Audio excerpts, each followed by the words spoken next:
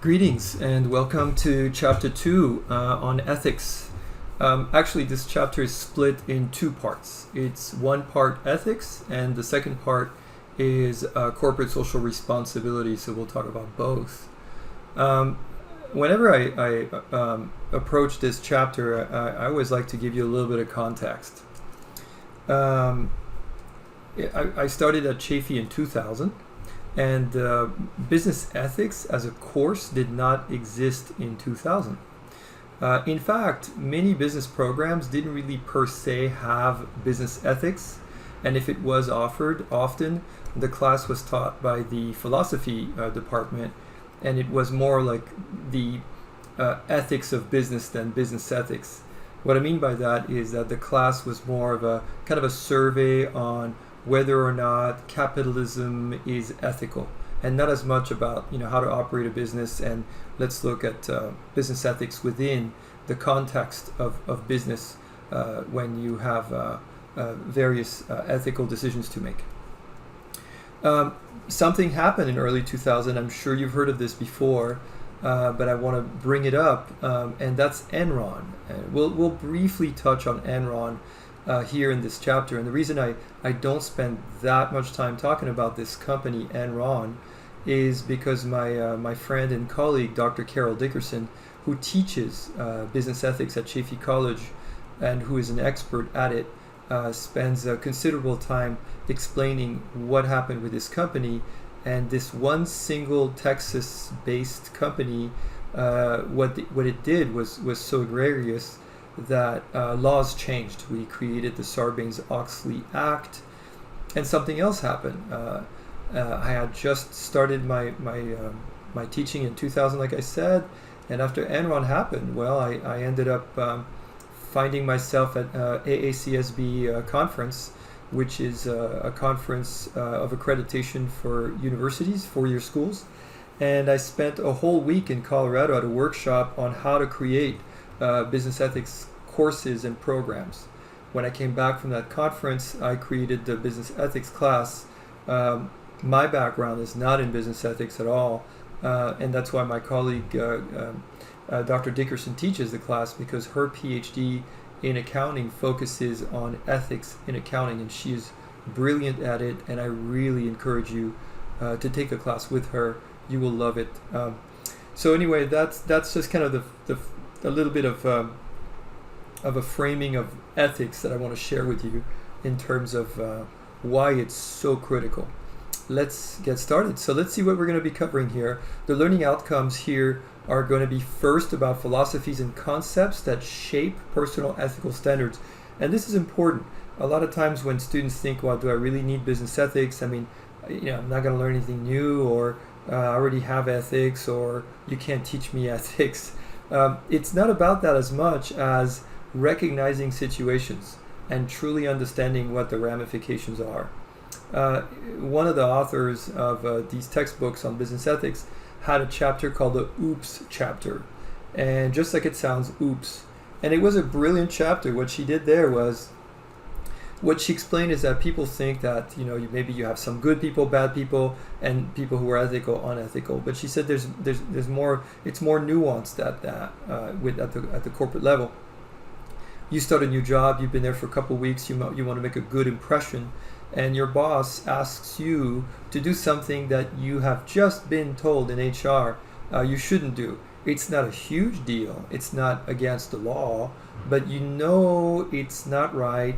And you want to make a good impression, and your boss is asking, so you're thinking, okay, this one time I'll do it. And that's what she referred to as the oops moment, where you have just taught your boss that you'll play ball, that you're willing to go there.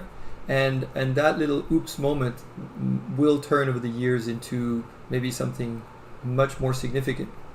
So these are little things that again, I'm just giving you a very, very basic, minute example. Number two on the learning outcomes: how can organizations encourage ethical business behavior? This is where I will stick to the book, I promise. But I unfortunately I believe that the book here falls short a little bit because it really, I think it's missing a whole area on culture, corporate culture. What we know in terms of business is that companies that are able to really be very ethical are not ethical because they have, a code of ethics posted everywhere. That's not what's going to do it. It's how they operate, and it's more importantly how they hire, how they train, how they reward, and the culture, the corporate culture that they've created within the company. So I'll talk about that a little bit. What is corporate social responsibility? So we'll talk about that. How do businesses meet their social responsibility to various stakeholders? And we'll look at what stakeholders are. And then I won't spend too much time on the trends in ethics and corporate social responsibility here. I'll just really kind of just brush over that. The reason is it's going to just permeate throughout a lot of the chapters within the class. All right, let's get going. What philosophies and concepts shape personal ethical standards? So first, basic definitions out of the way. Ethics is a set of moral standards for judging whether something is right and wrong. And this is where it's, okay, easy enough. I got the definition, we're done. But think about, there's 7.5 billion people on this planet, 330 million people in the United States. Think about a company that's going to have maybe 1,500 employees, and ask yourself, if everybody comes in and falls on a little, on a different area on a spectrum of ethical versus unethical behavior, that's a lot of people with varying degree of comfort within ethics working for the same outfit. And so this is where it's important to understand that, yes, not everybody is going to see things the same, right? And so that's important for you to understand that the way when you're born, your culture, how you were raised, the family structure, whatever, all of these things are going to really mold the world, how you see the world in terms of your own personal ethics. Above and beyond that, we'll talk about the corporate ethics later. The first step in understanding business ethics is learning to recognize an ethical issue. So the word you'll hear a lot thrown out is ethical dilemma, right? Here the author is just calling it an ethical issue. We'll do that. An ethical issue is a situation where someone must choose between a set of actions that may be ethical or unethical.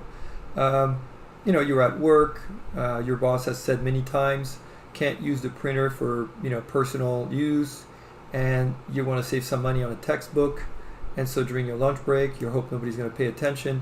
You're abusing the printer by making photocopies of your friend's textbook so you can save $100. That's unethical. Obviously, you're violating company policy. I mean, technically, it's stealing, but I don't think anybody's ever going to go there. But the reason I bring this up is because maybe everybody in the company has different varying degrees of tolerance when it comes to that. You have some people who say, absolutely not, I will never do that. They won't even take a paperclip or even a pen. And other people who are like, well, you owe me. I work for you. I'm improving my education. You're going to benefit from it. So watch this. I'm going to just print the whole thing. And so again, how people look at in terms of what's ethical, unethical. The textbook here refers to this guy, Martin Shkreli, who was a CEO of this pharmaceutical company. Interestingly, what the book does here for us is it talks about him in the light of someone who did something legal but unethical, right? This is all on page 61. And if you turn to page 61, whether the book is online for you or if you have the hard copy, you'll see here that there is, let's see, I'm so sorry, I had it just a few seconds ago. There we go. So it's under, in fact, just under the understanding of business ethics, right after ethical issue. And he raised the price of a drug for newborn and HIV patients by more than 5,000% and defended the price increase as a great business decision. Well, since this was published I wanted to bring you up to speed with this guy. And then he was sentenced to 7 years in prison because they actually found him guilty of price fixing. So they did, he was very arrogant. There's a picture of him on the left here at a Senate hearing, and maybe less arrogant there with his hoodie on the right. And so that's just kind of two things. Yes, it's possible to do something legal and unethical. In this case, they're using example of this guy who jacked up the price of a drug. Very unethical. A lot of people who needed it as a life-saving means could not afford it. Giving you an update on the fact that he is in jail. So the second one is something can be unlawful or illegal, but ethical. If you think about that one, wow. And the example that I'll be using here is price discrimination based on zip code. So you're a plumber, and you live in a zip code where the per capita income is, let's say, $30,000 a year. People are just not living large, and they're kind of make ends meet. And you're a plumber in that area code, right? And that zip code. Think about how much you're going to be able to charge these people, and you're going to have a price point that makes it that people can actually pay you. But what if the zip code next to you is a zip code where people are making, $80,000 a year? Are you going to charge the same for these guys, or are you going to charge more? Most likely you're going to charge more. In fact, you might even decide you're going to subsidize the people in your local zip code by charging more to these wealthy jerks in the other zip code. And so that would be unlawful. That's price discrimination. You can't do that. But in this case, it's very ethical. You're doing it for the right reasons. There was an article here from Forbes, if I can pull it up, that will show you that the airline industries do this regularly, and people don't really truly even have a clue. So when you book this is from Forbes, when you book a flight, well, in better times, when you book a flight when you go on vacation, what you don't realize is when you access their website, Home Depot does the same thing, by the way. Your price will vary based on your zip code, as cookies tell the company where you're coming in from, right? And so it's common practice, and it's used all the time. So again, just a little food for thought in terms of you guys understanding that this practice is alive and well. I'm not saying in this case that it's ethical with airline companies at all. Okay, the next one is what philosophies and concepts shape personal ethical standards. We got 4 things going on here. We're going to keep it very straightforward. Again, when you take business ethics with Dr. Dickerson, she will go in a lot more details, and you'll have actually some really cool class activities around these issues. The first one here is justice. Very straightforward. It's a question of fairness and what is fair according to society. So this one is, would it be fair? Is it fair? Do it, don't do it. I'm just going to keep this one very, very simple. The second one is really interesting. We use it all the time. Utilitarian approach, seeking the best for the majority. And it focuses on the consequence of an action taken by a person or organization. So what I wanted to use as an example here was the flu vaccine, right? And so in this case, here's a blurb here from, I believe I did the search for 2018-2019 season. The Center for Disease Control estimates that the flu was associated with more than 35 million illnesses, more than 16 million medical visits, 490 hospitalization, and 34,000 deaths. So this is a number I want you to focus on here. About 34,000 people between 2018 and 2019 died of the flu. Now, having said that, there's a reason I'm showing you this, and that's going to be here. Let's look at what happens on that second hyperlink that I have for you. And that second hyperlink is going to show you another. So this is from the Health Resources and Services Administration, and what it shows you is basically there's a compensation for people who had a deadly allergic reaction to vaccine. Now notice this is going from 1988 through 2020 August, right? Filed death, right? That's 1,300 deaths of people having a deadly reaction to those vaccines. There's all kinds of different vaccines here, by the way. And that's from 88 to 2020. Obviously, it's horrible that anybody would die from this vaccine. But I want you to think about, in this case, is there a responsibility to say we should not have a vaccine that kills a single person? And it's a morbid math. But in this particular case, the math is, all right, let's do this. We can, in the course of over 30 years, over 30 years, in a course of over 30 years, 1,300 people have died as direct reaction and consequences of those vaccines. And those numbers show how many families were paid off by the government for those deaths, right? And on the other hand, we have, 24, I'm so sorry, I can't remember anymore if it was millions or thousands of people who contracted who died of the flu between 2018 2019, right? And so that's again, it's a grim calculation, but there we go. I'm so sorry. It was 34,000. I found the number, 34,200 deaths, not millions, and that's in 1 year. So again, we call that the utilitarian approach. It applies to lots and lots of things. Airbags kill people.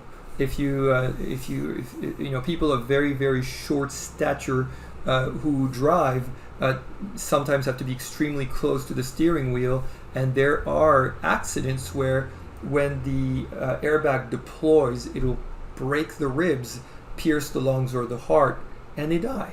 And maybe they could have survived the accident, but in their case, they were killed by the airbag because they're short and they have to sit so close to the steering wheel. Question is, should we just ban airbags? Again, that's the morbid math. All right, number 3, following our obligations and duties. So this is also referred to as a deontology, and this is where you have this personal compass that is that one compass where you say, this is who I am, this is what I do, and that's how I am, and I'm not going to deviate from that. So the example here from your author is someone who says, I'm always on time for meetings, and that's their ethics, that's how they are, that's their own deontology. And so what does it mean if they're stuck on the highway and finally it clears up? Should they speed? Should they break that law, the speeding law, to be on time, right? Again, so that would be an ethical conundrum of deontology. And then the last one is individual rights. Notice the first one was about justice and what is fair according to society. And the last one is the individual rights in terms of your right to free speech, the right to privacy. We have so many rights. Again, the author kind of goes on to explain how in the United States our individual rights are protected under the Constitution. And so those are the individual rights.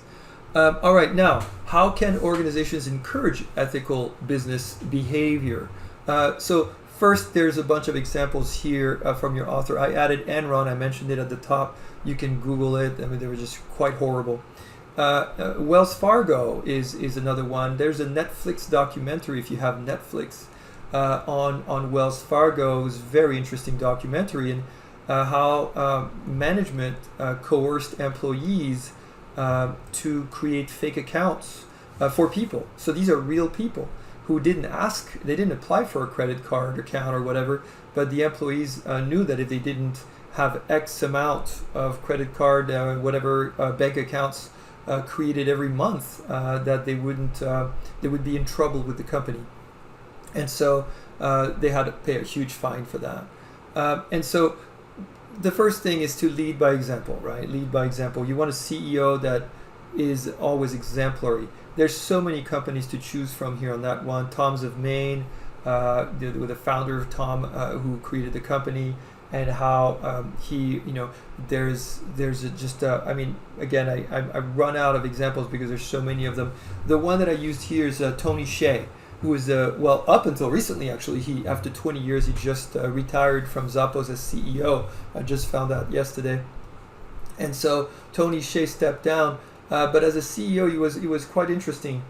He wrote a book called Delivering Happiness, and if you want to read a really interesting book from a CEO, I would recommend that. It's a neat one. It's a neat story about how he created this giant shoe company that was so big that eventually Amazon saw it as a threat and then just made a deal with him and bought it out.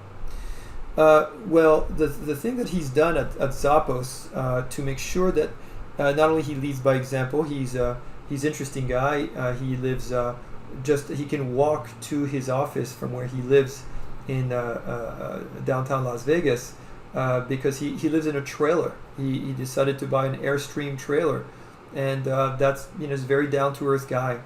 So again, think about lead to example in terms of what matters to him. Personal ethics. He treats his employees very, very well. One of the things that he does to make sure that he hires employees who want to be there for the right reasons, so we're talking about ethics here, is after, I think it's 6 weeks training, paid training. Once you're hired, there's this long training period, and they have a little graduation ceremony for people who make it through the training. And the ceremony is someone from Zappos will stand there and give you a choice. And the choice is, okay, you passed all your training, you did it, you're good, and you're hired. I mean, you can start working today, tomorrow. Or if you want to quit right this instant after your 6 weeks training, I will give you $4,000. And some people thought that's just crazy. But what Tony Hsieh said was that it saves him a lot of headaches and a lot of money in the long term. Because if you were here just to chase the dollar, if you're not there because you really truly believe in this company and you want to work there and you think it would be a great career for you, then you will take the short benefit, which is the $4,000. And some people do, by the way. There are employees who say, thanks a lot, I'll take the cash, see ya.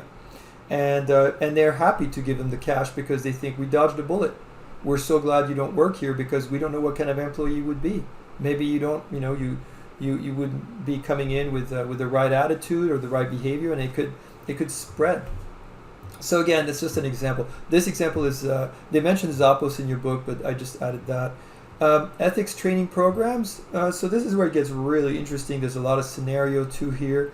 Law enforcement question. I remember hearing about this a long time ago. Please don't ask me which law enforcement program. But when I first started teaching, I heard someone in law enforcement share this, and it was, the way I understood it, it was a question that is asked for people who are trying to be in law enforcement as a measure to see if they're ethical. And the question went like this: okay, you are now a police officer or law enforcement personnel, and you catch a car going 20 miles over the speed limit, and when you pull over the car and you walk up to the door, you discover that it's your own mother who was driving 20 miles over the speed limit. What do? And of course, the correct answer is you let her go, because she is the one who birthed you, right? She's your own mother. But what they're hoping, what they're hoping is to catch people who are unethical and who might think, oh wait, I need to tell them what they want to hear so that I can get the job. And you say, I'm going to give her a citation. And so again, there's all kinds of interesting ethical training that different companies do, in various companies, and this one was one that that shared with me a while ago. The formal code of ethics. This one is really interesting. So every company, not every company, I'm sorry, a lot of companies will have one. The problem is, how is it used? How is it employed? Is it a 20-page diatribe on ethics that nobody cares about and pays attention to, and it's hidden in a drawer? Is it a little, poster that's posted in the break room where nobody's paying attention, or even worse, it's on the way to the bathroom? It seems that the best code of ethics, first of all, are part of the company culture. but also a lot of times they're very straightforward. You've all heard of Nordstrom. It's a great company. They have a lot of great business practices. And so this is, I think, a 3-page code of conduct is what they have. But if you see here on the slide, code of business conduct and ethics, and you look at the first bullet, use good judgment in all situations. I mean, I love that. Nordstrom, they train their people, and after you've been trained, we'll talk about later on how you treat your employees by empowering them. And that's the one right here, Nordstrom. Our number one goal is to provide outstanding customer service. For us, starts with one rule. Use good judgment in all situations. Includes using good judgment when it comes taking care of our customers, each other, and our vendors. If you have questions about what using good judgment means, talk to your manager or human resources. I love it. It is so straightforward. So again, they're just different types of code of ethics out there, and this is in this case one of the benchmarks in industry coming from Nordstrom. All right, next slide. How can organizations encourage ethical behavior? Again, making the right decisions. So here's what we do. In terms of making the right decisions, there's several ways to go. The first is you have to ask yourself these questions. Number one, are there any legal restrictions or violations that will result from the action? If the answer is yes, well, there's your answer. Don't do it. Maybe the answer was no. Okay, then you go to the next question. Does it violate my company's code of ethics? Again, if the answer is yes, don't do it. But if the answer is no, then you go to the next question. Does this meet the guideline for my own ethical philosophy?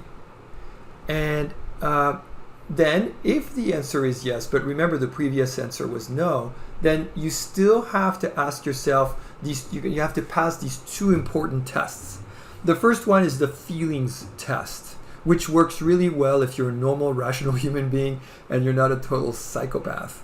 And so in this case, it's how does a decision really make you feel? Does it feel kind of off, like that thing your boss asked you to do and it just doesn't pass what we call the smell test. And if it doesn't, just again, don't do it. But let's say that maybe you are very liberal with your own personal ethics. And then the second one and the last one is what we used to call the newspaper test, but of course now it's newspaper or social media test. And the question is, what if it made the front page news? I have a picture here of a woman who's really just, a absolute historic figure. Her name is Bethany McLean. She was a writer for Fortune magazine, and she made history. She was a business writer. Now she's just an author and does investigations, but she used to work for Fortune magazine. And she interviewed a lot of executives at Enron, and she was trying to understand how the companies worked, and she could never, ever really get the truth. She got a lot of opaque answers, a lot of nuance. In fact, they even ridiculed her, belittled her, said, you just clearly don't understand business, go find someone who understands. And eventually, even though they threatened Fortune magazine not to publish the story, she published the story. And the story was not that bad. The title was actually tame. The title is Enron Overpriced, the stock? That was the title. That article was the end of Enron. It finally brought a spotlight by a lot of people who were kind of happy to just make money blindly with this company, not truly caring or understanding how it really truly worked or why the numbers didn't seem to add up. But that was the end of it. And so, all these people who work there, see the picture of the traders here on Enron Overpriced, these guys. You see these interviews with guys crying.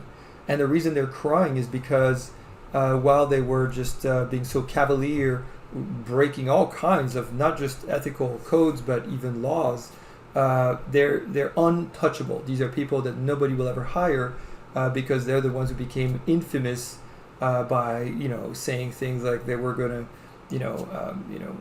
stick it to Grandma Millie with the cost of energy. It was an energy trader. Or burn baby burn. There were California wildfires, and one of the traders said, "Burn baby burn." All these guys, probably not very proud that in this particular case, their behavior and what they did and what they said became front page news eventually, and on every single news story, TV, media, everywhere. All right, managing a socially responsible business. So now we're getting into the second half of this chapter with the CSR, corporate social responsibility. So we covered the ethics and just very, again, kind of a broad way of looking at ethics. Just want to make sure you know that. And again, when you take business ethics with Dr. Dickerson, you will really, really enjoy the class, and you're going to dig deeper. When you look at CSR over here, the voluntary concern of business for the welfare of society as a whole. And so this is where a company decides, we're not just here to make cash. The quote that I have here for you is do well and do good, right? Do well financially, but do good. Be a good citizen. I pasted here the 2 out of 3 examples from your author. Starbucks donating meals to the local community. Employees at Deloitte, which is a consulting financial, can get paid 48 hours each year to volunteer with anybody they want. Anyway, so all of these things are examples of corporate social responsibilities. What we're going to find out later on is that you guys, most of you who are millennials, you're amazing. You know that because you make companies better. You really do. And you make companies better because many of you are very careful about buying from companies that you feel or you believe are good corporate social responsible citizens or ethical citizens. Now, the pyramid of corporate social again, when you're looking at CSR going back, voluntary concern of business for the welfare of society as a whole. Well, what does that mean? How do you measure that? So there's this pyramid here that breaks it into 4 areas. At the very, very bottom, you will see usually economic responsibility. A corporation must be profitable to survive, and its economic responsibility form the base of the pyramid. If you're not profitable, if you don't make cash, forget being a good citizen, forget trying to donate or help or whatever. You're not going to have any money, so who cares? The second level is a legal responsibility, and corporations must, of course, follow the law. The second level of the pyramid recognizes that legal considerations are also necessary for corporation success. This is where my friend, my colleague Dave Karp, completely disagrees with the pyramid. He is a lawyer, and so his argument makes a lot of sense. He says that the legal responsibility should not be second. It should be first. Before you worry about making money, you got to always worry about following the law. And the third one is ethical responsibilities. Resting on the foundation set by economic and legal, a corporation can turn its attention to ethical matters by ensuring its economic and legal position. Notice the last one, philanthropic responsibilities, highest level. This is after economic, legal, and ethical. This is when, as a corporate citizen, what is the organization doing financially to support maybe local venues or non-profits or anything like that in terms of organizations that elevates society as a whole. Now, what I did here is there's a quote from Peter Drucker on page 70. Peter Drucker is a special guy. He was an Austrian researcher and published numerous books in so many languages on business and management. Some people say he's the modern father of management, or the father of modern management. Very interesting guy. The reason I kind of bring him up is, number one, because you're business majors, his name will come up. But number two, and here I'll show you this here. This is from Wikipedia. If you notice where he died in Claremont, California. This is a little picture of the village there. Claremont, 11 miles away from Chaffey College. And he lived here in Claremont until he died. But not only did he live here, the Claremont Graduate University is named, of course, after him. And so there's statues of him. The whole program is named after him. He was a big part of the Southern California, and a very famous person locally. who really had a great impact. So what's special about him is he was also very, very focused on corporate social responsibility and doing well and doing good. That was one of the tenets of what he taught. His quote is, "We should look first at what an organization does to society, and second, what it can do for society." Now, I put him in contrast of another old bald guy who was a Nobel Prize winning economist. Now, he is a libertarian economist, and these are the guys who believe, like, government, stay out of my way. It's all, let's, the Wild West, and we're just all about business. So he just, in fact, the quote that I have here is, "The social responsibility of business is to increase its profit." And it was, not only is it a quote, but it was a title of an article that he wrote, that he sent to the New York Times in 1970. You can Google it; it's easily available. But his thing was like, companies don't have any corporate social responsibility. It's not for them to do that. If you want to do that on your own with your money, good for you. And so I gave you the polar opposite view over here, because it's really difficult to talk about ethics and to talk about corporate social responsibility without bringing in Milton Friedman, because he was a respected economist, but he was also a libertarian economist who always very much believed in, like, very, very little involvement from government, just stay out of my way. And compared to Peter Drucker, who saw business as, of course, part of society. Let's see, how do businesses meet their social responsibilities to various stakeholders? So, I decided to, at the very top right, there's a picture of a very famous stakeholder, haha. And let's see, maybe some of you will recognize him.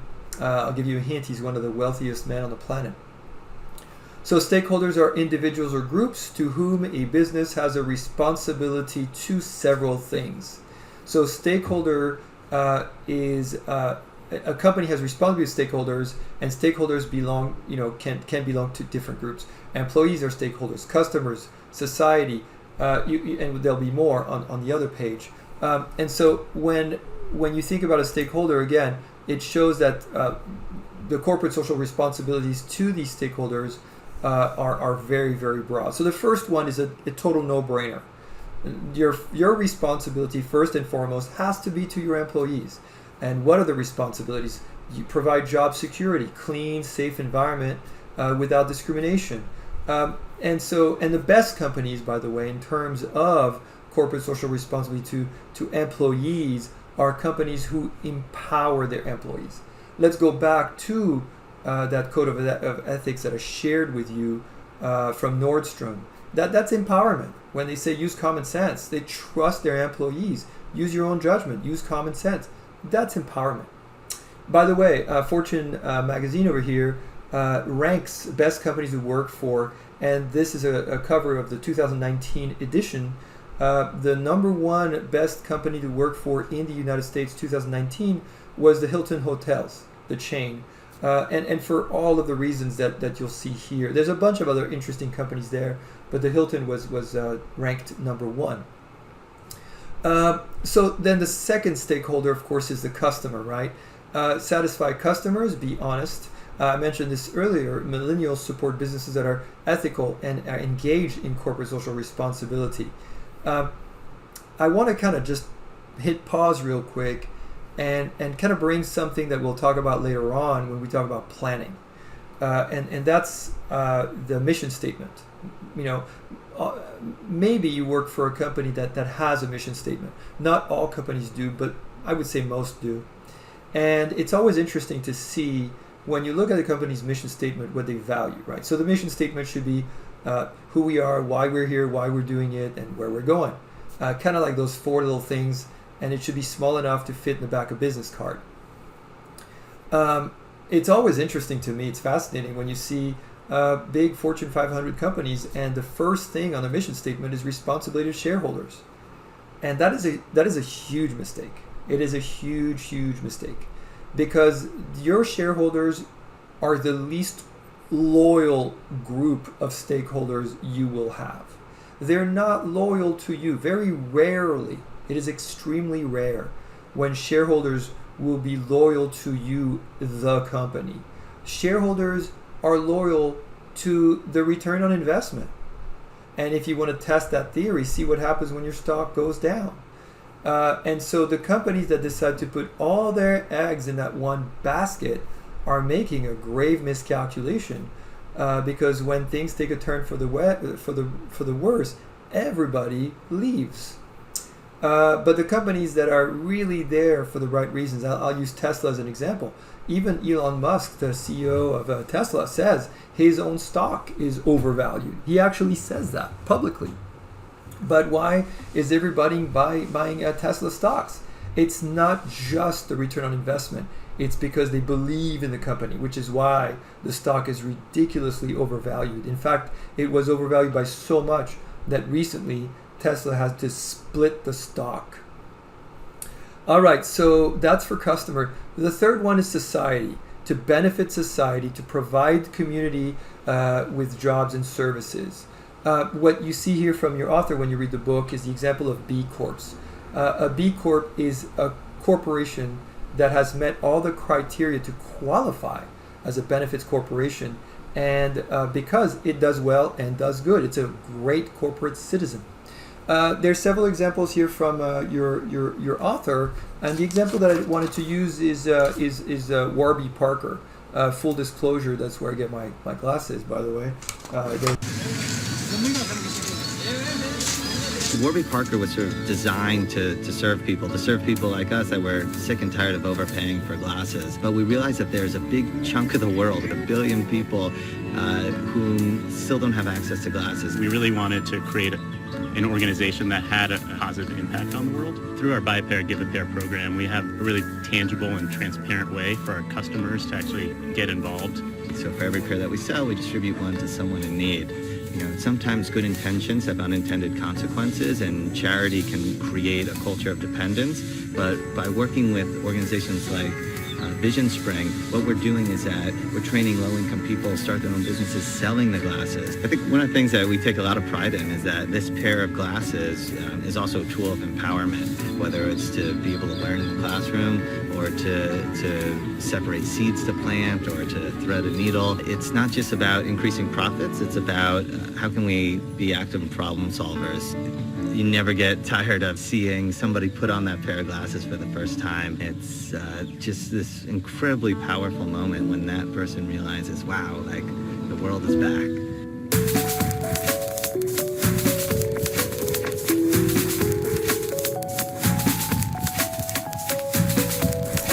All right, so that's the example of that. Moving along, the number 4 is environmental protection. So again, the book talks about deforestation. The book has some really sobering statistics here about deforestation, how many plants and animals get extinct every minute. Same with waste. Another video link here for you. Actually, I'll let you watch this on your own. It's just about Toyota. Again, another example from your author. The example from your author is about the Tundra factory in Texas and how Toyota decided to go entirely solar for its factory. But it's not just Texas. So the video that I have for you is an example of their huge, massive factory in India. And they did the same thing. They partnered up with a solar company so they could try to have zero footprint in terms of carbon emission by going entirely solar for their factory. And they're trying to do that throughout the world. And so the last one here for that, and we're still talking about stakeholders. That's why, Warren Buffett, you figured out who he was by now, I hope. Warren Buffett is holding up a stake, right? Because we're still talking about stakeholders. And so the last one is investors. Notice what I like about this author, and they put investors last. And yes, I mean, a lot of publicly traded companies are going to disagree. Like, of course they come first, but in the long term, it's a mistake. In the short term, it might be great. You look at, Amazon, right? When Jeff Bezos created Amazon, he very publicly said in the beginning, look, if you're just here to make a quick buck, go somewhere else. Because it's going to take a long time for this company to really make money. And he said every time the company would make a profit, instead of giving dividends to investors, he would reinvest the money in Amazon. And by doing that, he attracted the right kind of investors who stuck it out. The last one here with investors, by the way, so stockholders are stakeholders. Does that make sense? Of course, they're the fifth stakeholder. Not all stakeholders are stockholders. Make sure you understand. So increase in social investing is what's happening with investors. And what is social investing? It's when you limit your investments to coincide with social responsibility and ethics. So the link that I have here for you is an interesting one. It's basically an organization that will track investment firms and rank them based on whether or not they invest in tobacco companies, right? And they just do that. More than that, by the way, that you can also look at over here other issues, and you can see that, for example, Calvert, the third one over here, is doing okay, except for gender, equality grade in terms of investment. Parnassus over here is doing a little bit better. So you get some idea as to what kind of companies you're investing in here. So just kind of another thing for you to kind of consider as you think about what, as investors, what people are looking for, deforestation and sometimes they even have funds that guarantee that they won't invest in anything involved with deforestation. Why is this a good thing? It's a good thing. It's a great thing because it does actually help companies who want more investment to change their ways, right? It'll help you make sure that you're buying that kind of stock. Probably the benchmark is Vanguard, right? You've all heard of Vanguard, and you can see how depending as to which Vanguard asset you're looking at, some do better or worse than others, right? I mean, of course, Vanguard is huge, so there's lots of different areas here, But anyway, so just kind of giving you some examples here about that. All right, that concludes that. The last, I didn't really spend too much time in terms of ethics today. What you'll learn, again, I'm saving that for when you take business ethics. But, in terms of global, which will be our next chapter, global marketplace, and each chapter will touch on ethics, which is why I'm not covering everything. But, think about, the old, when in Rome, do as the Romans, right? You've heard that before. Should it apply to multinationals, right?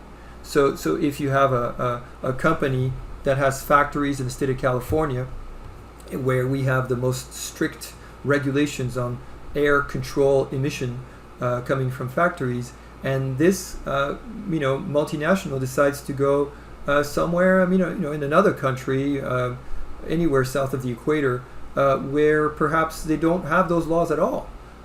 So the question is, should they bring with them the same kind of practices that they've learned, with everything they've learned about toxic emissions that can cause cancer and things like that?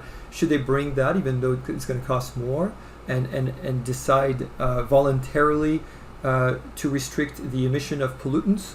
Or I'm in Rome and they don't have those laws, so I'm just going to go nuts and spew all kinds of stuff. So again, I just want to let you know that that's going to be something that's going to show up throughout.